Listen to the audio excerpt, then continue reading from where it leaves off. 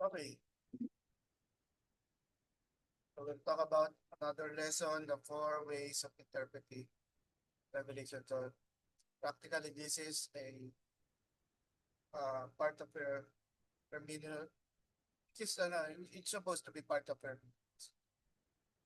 So first way of looking at it is idealism. So idealism, to simplify, is you look at the battle between the forces of good and forces of evil. So you see dualism there, no? Yung darkness, light, uh, everything that the forces of Jesus, his angels against the forces of Satan and the demons. So it since it strips away symbolic language, no? It also reduces yung predictive value and reduces the practice of continuous struggle between good and evil, the church and paganism, and eventual triumph of Christianity. Though this is not a very popular way of interpreting the book of Revelation, read a couple of journal articles that uses this method. But again, since it's more of descriptive of the forces of ano, like parang ano yung Chronicles of Narnia, or so it's hindi siya popular, ha?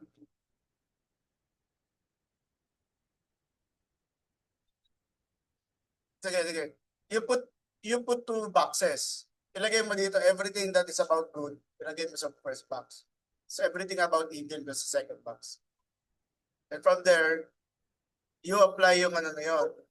Paghihin natin. You look at the conflict. So it's more of a spiritual battle na hindi historical, non-personal. Of course, kung non-personal naman, there are agencies, no?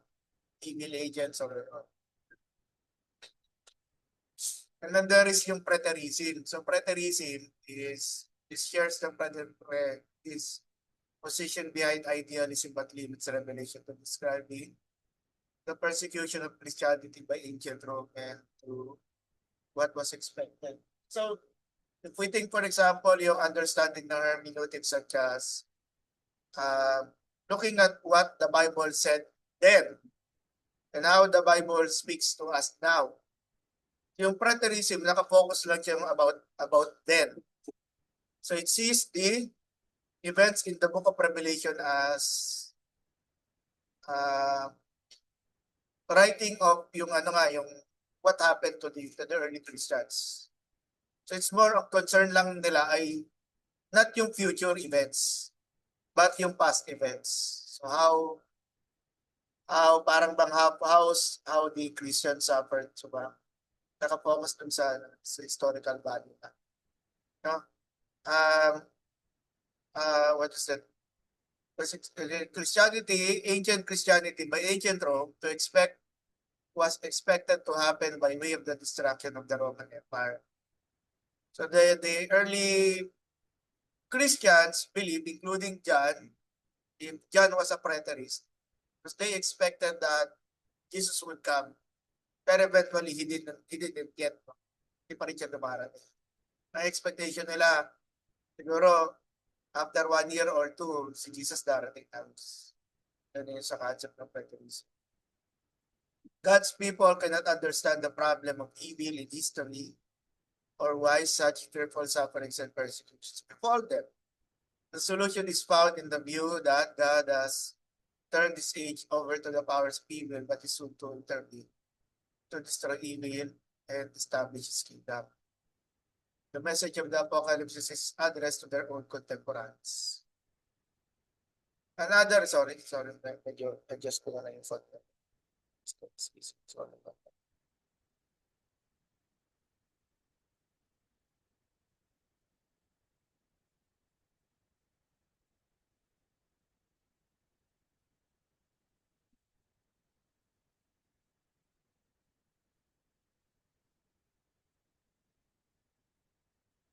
So historicism, this is the third way of interpreting Revelation. This interpretation, which is favored by the reformers, sees in the Revelation a prophecy of the history of the church. So they interpreted the book of Revelation from the as specific events, nations, personages, and so on in church history, the seals, trumpets, bowls. So they look at what events happened to them in their history, and then they use the book of Revelation as parallels to their church historical experiences. Kagaya ng identification of the beast and the false prophet with the Pope in Rome, di ba? Yung Roman Catholic Pope and its political and religious aspects. It's more, so si Martin Luther and the earlier reformers ang nagpasimula to identify si Pope as the Antichrist ganyan.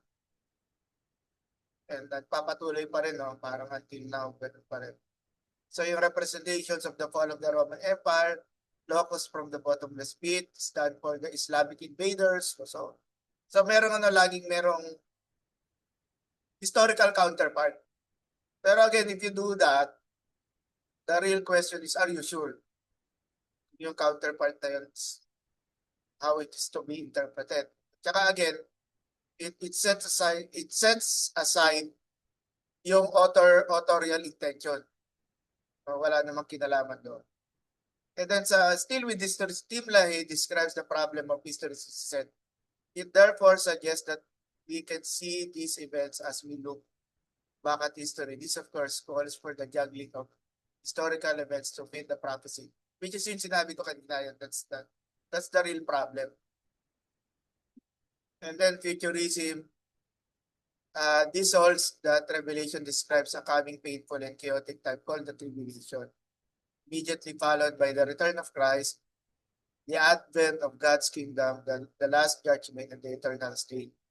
Futurists usually calculate the tribulation or Daniel 70th. Actually, sobrang pagod ko. Gusto ko i-discuss even yung 70th week na yun. Pero wala na, hindi na kinaya na powers ko. Sabi ko sa inyo na lang personal study yun, how it's yung understanding sa meron akong book sa bahay, yung kay Val Ward. Pangalan niya yung title The Book of Daniel, Prophetic something series, something like that. Ayaw.